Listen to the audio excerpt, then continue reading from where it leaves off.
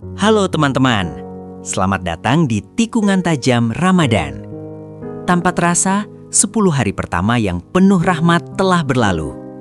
Hari ini kita menginjakan kaki di hari ke-11, hari pertama di fase kedua, fase maghfirah atau ampunan. Secara psikologis, ini adalah fase yang paling berbahaya. Kenapa? Karena euforia awal Ramadan biasanya mulai memudar.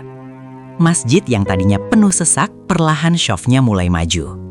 Antusiasme berbuka mulai berubah jadi rutinitas biasa, dan rasa kantuk saat tarawih terasa 2 kali lipat lebih berat dari biasanya. Banyak dari kita yang terjebak dalam fenomena Ramadan fatigue, kelelahan fisik yang merembet menjadi kelelahan iman. Kita mulai merasa sudah cukup hanya karena sudah melewati 10 hari. Padahal fase kedua ini adalah fase pembersihan besar-besaran. Ibarat mencuci pakaian, 10 hari pertama kita baru merendamnya. Dan di 10 hari kedua inilah saatnya kita mengucek dan membilas semua noda dosa kita melalui pintu ampunan Allah yang terbuka lebar-lebar. Jangan biarkan diri kita menjadi pelari maraton yang hebat di garis start, tapi justru tersungkur lemas saat garis finish sudah mulai terlihat. Jika di 10 hari pertama kita mencari kasih sayang Allah, maka di 10 hari kedua ini kita sedang berburu surat bebas dosa. Jangan kasih kendor, hari ini bukan waktunya mengeluh lelah, tapi waktunya memperkencang istighfar. Karena sayang sekali, jika pintu ampunannya sedang dibuka seluas samudra, tapi kita justru sedang asyik tertidur dalam kemalasan atau sibuk dengan urusan dunia yang sebenarnya bisa menunggu. Yuk kita bangunkan lagi semangat yang sempat layu itu. Banyak yang sanggup bertahan di awal, tapi hanya sedikit yang sanggup bertahan di tengah. Padahal, ampunan Allah justru paling deras mengalir saat hambanya tetap setia mengetuk pintunya, di saat orang lain mulai menjauh. Secara biologis, tubuh kita di hari ke-11 sedang berada dalam fase adaptasi penuh. Cadangan energi mungkin mulai menipis karena pola tidur yang berubah selama 10 hari terakhir. Inilah yang kita sebut sebagai Ramadan fatigue, kondisi di mana tubuh terasa berat, mata sulit diajak kompromi saat tarawih, dan fokus saat bekerja mulai menurun. Jika tidak diatasi, kelelahan fisik ini akan membajak semangat ibadahmu. Kelelahan ini sering muncul karena kita menganggap ibadah sebagai deretan tugas yang harus diselesaikan, bukan sebagai sumber energi. Jika kamu melihat sholat tarawih sebagai 20 atau 8 rakaat yang melelahkan, maka otakmu akan mengirim sinyal lemas. Tapi jika kamu melihatnya sebagai momen istirahat dari dunia, perspektifmu akan berubah. Jangan biarkan angka-angka rakaat mengintimidasi mentalmu. Fokuslah pada setiap sujud yang sedang menggugurkan beban dosamu. Di fase kedua ini, jangan membebani diri dengan target yang terlalu raksasa jika kamu sedang sangat lelah. Gunakan strategi kemenangan kecil. Daripada berpikir, aduh masih ada 20 hari lagi. Berpikirlah, hari ini saya hanya perlu bertahan sampai maghrib dengan satu kebaikan baru. Rayakan keberhasilanmu melewati hari ke-11. Keberhasilan-keberhasilan kecil ini akan memicu hormon dopamin yang membuatmu merasa mampu untuk lanjut ke hari berikutnya. Setiap kali betismu terasa pegal saat berdiri lama dalam syalat, atau kepalamu terasa pening karena kurang tidur, bisikan pada dirimu. Ini adalah rasa lelah yang dicintai Allah. Rasa lelah karena ketaatan memiliki kelas yang berbeda di mata Sang Pencipta. Kelelahanmu adalah saksi bisu bahwa kamu sedang berjuang. Lelah itu manusiawi. Tapi menyerah pada lelah saat ampunan Allah sedang diobral adalah kerugian yang hakiki. Beristirahatlah secukupnya, lalu bangkitlah sehebat-hebatnya. Memasuki fase kedua, saatnya kita melakukan audit spiritual. Jika perusahaan melakukan audit untuk melihat kebocoran keuangan, maka kita melakukan audit untuk melihat kebocoran pahala. Fase maghfirah adalah diskon besar-besaran ampunan Allah. Tapi ampunan itu hanya akan hinggap tanda hati yang merasa butuh dan mengakui kesalahannya. Coba ingat-ingat, selama 10 hari kemarin, apa dosa atau kebiasaan buruk yang masih saja lolos kita lakukan meski sedang berpuasa? Apakah lisan kita masih hobi menyindir orang di grup WhatsApp? Apakah mata kita masih asyik melihat konten yang tak semestinya? Atau mungkin hati kita masih menyimpan sombong dan rasa paling suci? Auditlah dirimu dengan jujur.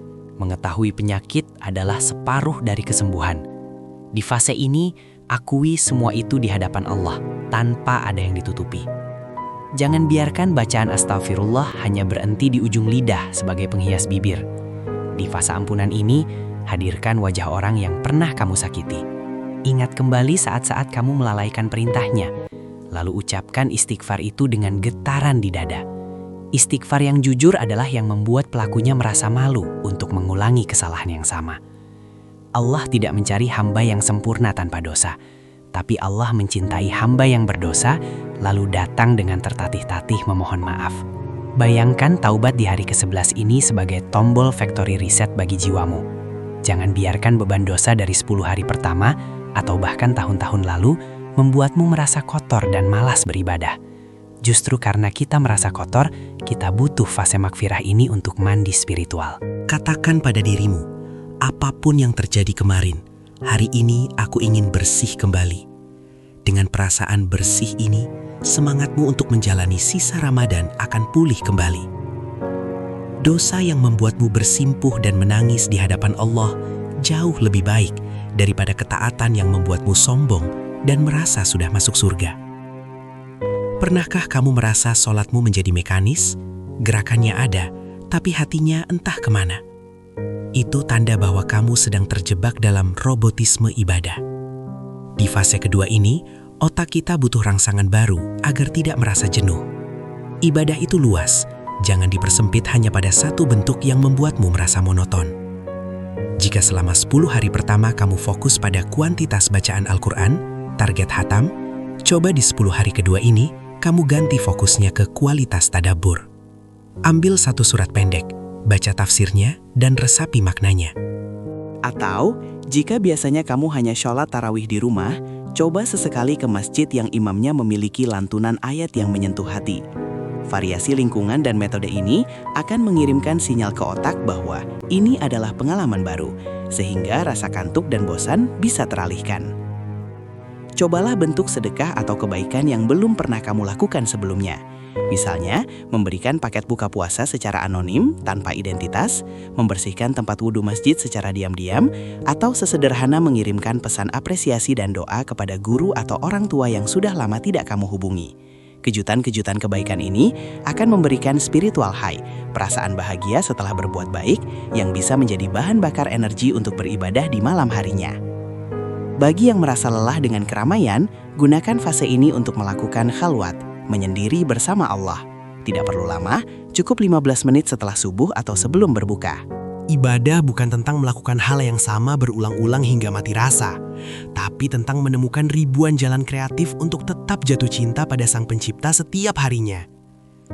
Di hari ke-11 ini, kalian bisa mengikuti tips praktis berikut.